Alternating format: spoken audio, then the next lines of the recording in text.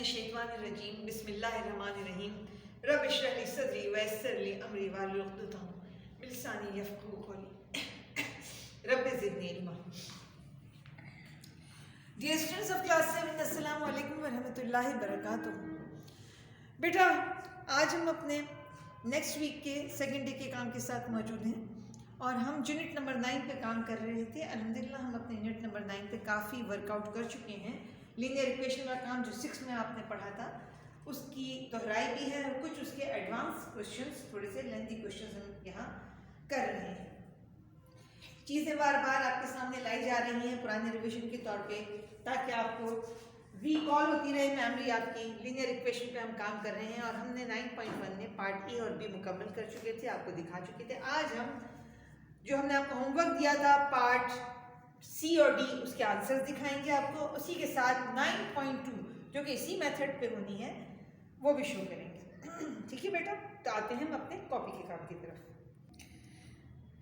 Copy के काम में हमने गुज़िश्ता दिनों में 9.1 का ए और बी पार्ट आपको सॉल्व करके दिखाया था और सी और डी होमवर्क में दिया था। साथ ही हमने आपसे ये भी कहा था कि 9.2 बहुत आसान सी है एक्सरसाइज, ये भी आप खुद से कर सकते हैं।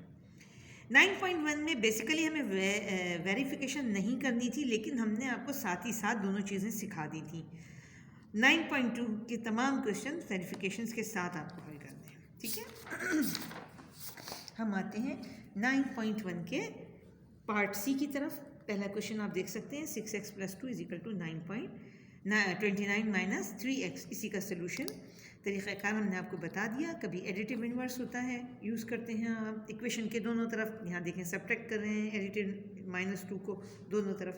फिर उसकी ये शक्ल आ गई आपके पास। इस शक्ल में आपने फिर इस x के साथ जो वेरिएबल के साथ वैल्यू है उसको ट्रांसफ़र किया, जो -3x के साथ था। इक्वेशन के दोनों तरफ आपने उसको +3 के साथ सॉल्व किया। कैंसिल आउट हो गया एक तरफ से, दूसरी तरफ से 6 से 3 से 6 को ऐड किया आपने तो 9x आ गया। इसके बाद लास्ट में आपने उसका एडिटिव इन्वर्स 1/9, 9 का 1/9 दोनों तरफ लिया, सिंप्लीफाई किया, x की वैल्यू 3 आ गई। हर क्वेश्चन की वेरिफिकेशन आपको सिखाई है। x की जगह इस 3 को आपने पुट किया, सॉल्व किया और आंसर आ गया। इसी तरह के सारे सवाल के जवाबात आप अपने चेक कर सकते हैं। सी का क्वेश्चन नंबर 2 देख लीजिए बेटा।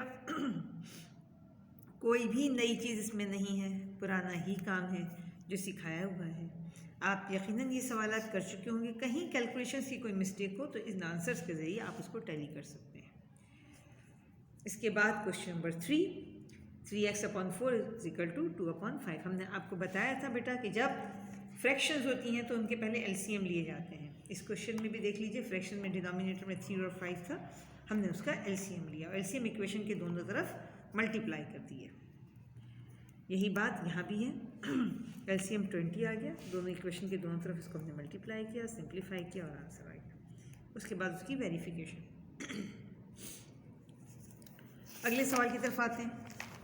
क्वेश्चन नंबर 4 को देख लीजिए, बहुत आसान सा काम है।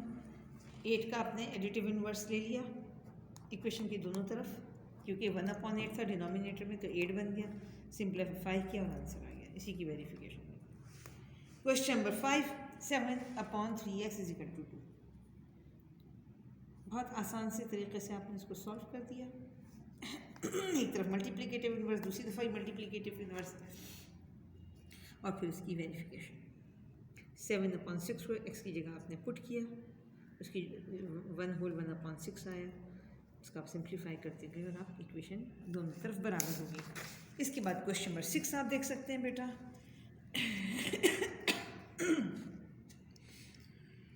बिल्कुल आराम से आप सारे आंसर्स चेक कीजिए, फिर उसको वेरीफाई कीजिए।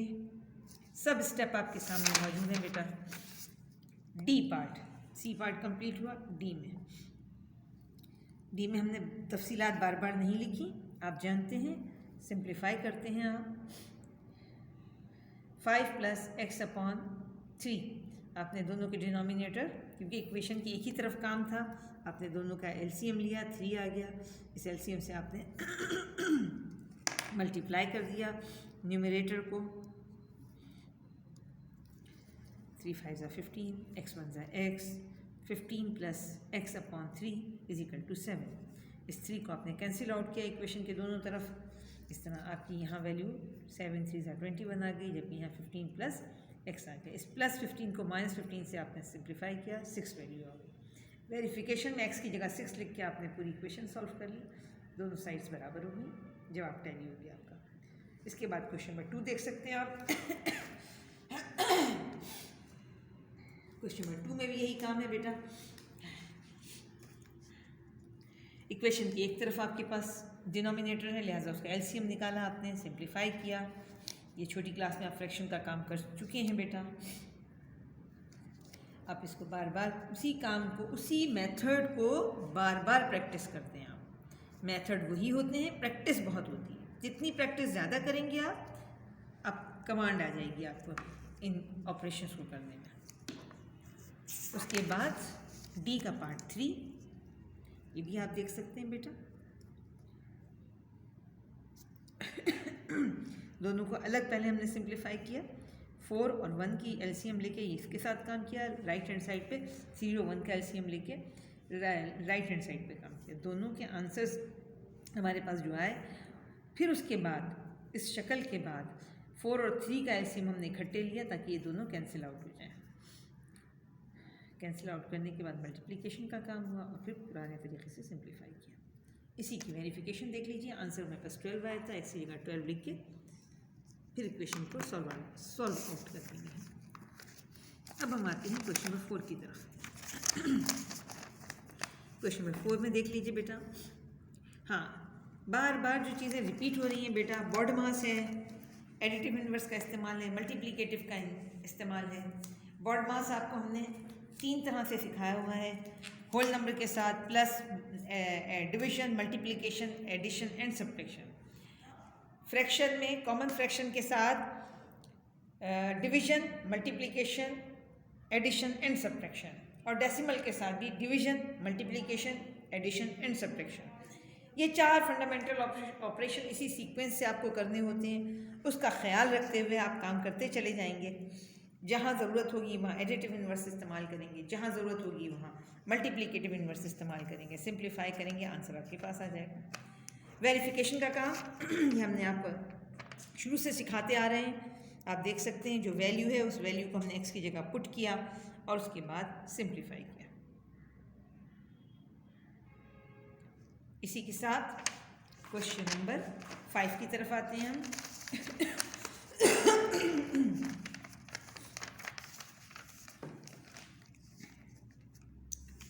क्वेश्चन नंबर 5 में भी आपने उसी तरीके से दोनों चीज़ों को, क्योंकि मज़ीद सॉल्व नहीं हो सकती हैं, दोनों अनलाइक बन गई हैं, तो 5 और 3 का आपने एलसीएम लिया, इक्वेशन के दोनों तरफ इसको सिंप्लीफाई किया, मल्टीप्लाई किया, शक्ल आपके पास ये आ गई सवाल की। इसके बाद आपने एडिटिव इन्वर्स लिया, फिर ये शक्ल आ गई। इसके बाद आपने फिर एडिटिव इन्वर्स से काम किया 6x के साथ। अब सवाल की शक्ल 11x = -7 आ गया। आपने मल्टीप्लिकेटिव इन्वर्स लिया और जवाब आ गया। इस जवाब को वेरिफिकेशन के लिए x के साथ आपने पुट किया, ठीक है, इसको वेरीफाई कर दिया।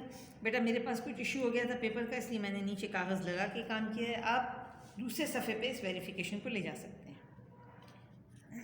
हो सकता है आप अपनी पुरानी कॉपी ही यूज़ कर रहे हो, तो मेरे पेज नंबर और आपकी कॉपी के पेज नंबर मुख्तलिफ हो सकते हैं। इसी का पार्ट 6 देख लीजिए, क्वेश्चन 6 देख लीजिए। कोई भी चीज़ नई नहीं है इस काम में।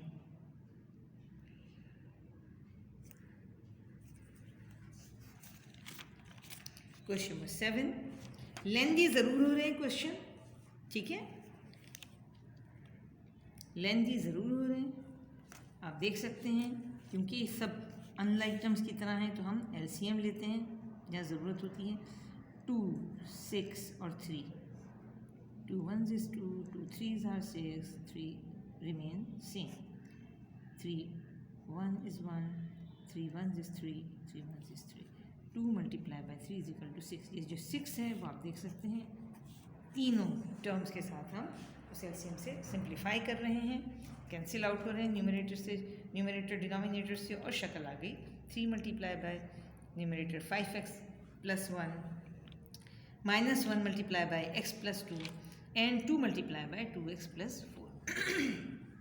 अब आपने मल्टीप्लिकेशन का काम करना है। तीनों एक्सप्रेशंस को बाहर वाली टर्म से मल्टीप्लाई कर रहे हैं, फिर लाइक टर्म्स को अरेंज करना है और फिर सिंप्लीफाई करते चला जाना है। 6 में बहुत काम किया आपने ये वाला, अब 7 में भी उसी काम की फर्दर प्रैक्टिस है। वेरिफिकेशन देख लीजिए, पूरी वेरिफिकेशन मौजूद है।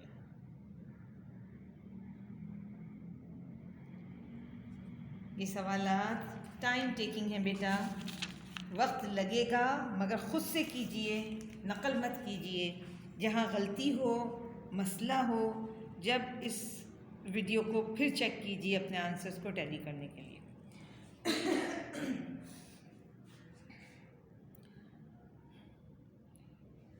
इन दोनों एक्सरसाइज में 9.1 हमारे पास ख़त्म हो गई, अब 9.2 शुरू हो रही है। वही सवालात हैं बेटा, उसी तरह से काम है। सिंप्लीफाई किया, वेरीफाई किया,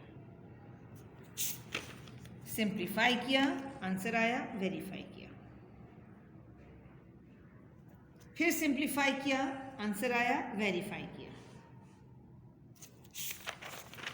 क्वेश्चन नंबर 4, सिंप्लीफाई किया और वेरीफाई किया।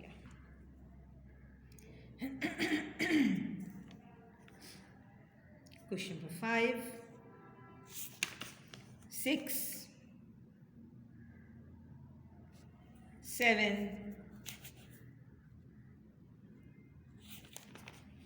8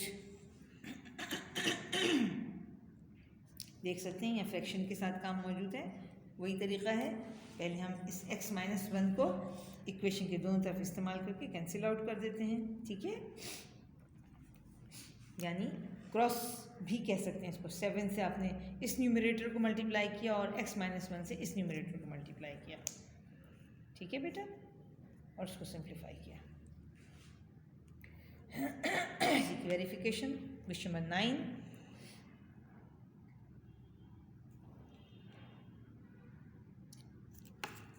जहाँ डायरेक्ट आप एलसीएम नहीं निकाल सकते बेटा, मैं फिर बता रही हूँ, एलसीएम डायरेक्ट नहीं निकाल सकते, वहाँ आप क्रॉस डिवीजन का काम करते हैं, आप क्रॉस मल्टीप्लिकेशन का काम करते हैं। यानी लेफ्ट हैंड साइड के न्यूमरेटर को राइट हैंड साइड के डिनोमिनेटर से मल्टीप्लाई करते हैं और राइट हैंड साइड के न्यूमरेटर को लेफ्ट हैंड साइड के डिनोमिनेटर से मल्टीप्लाई करते हैं। ये वही काम हो जाता है जो एलसीएम के ज़रिए हमने छोटे नंबर्स के साथ एलसीएम के ज़रिए सिखाया था। Question number 10, simplification, then verification. वही काम यहाँ है, देख लीजिए। x-1 पूरी टर्म को इस 3 डिनोमिनेटर से मल्टीप्लाई किया, x+2 इस पूरी डिनोमिनेटर से ऊपर वाली न्यूमरेटर को मल्टीप्लाई किया, और शक्ल पुरानी वाली आ गई आपके पास काम की। यही काम फिर क्वेश्चन नंबर 11 में भी है। 2x+3 को 15 से मल्टीप्लाई हमने किया और 7 से मल्टीप्लाई किया 7x+1 को, मल्टीप्लाई करके सॉल्व आउट करेंगे, वही तरीक़ेकार है।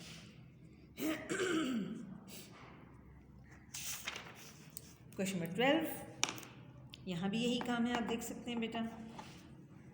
1/1 के नीचे कुछ नहीं है तो 1/1 हो गया। 3x-8 एक्सप्रेशन को 1 से मल्टीप्लाई किया और इस 1 को 5x+2 से मल्टीप्लाई किया, तो यही सेम आंसर आ गया।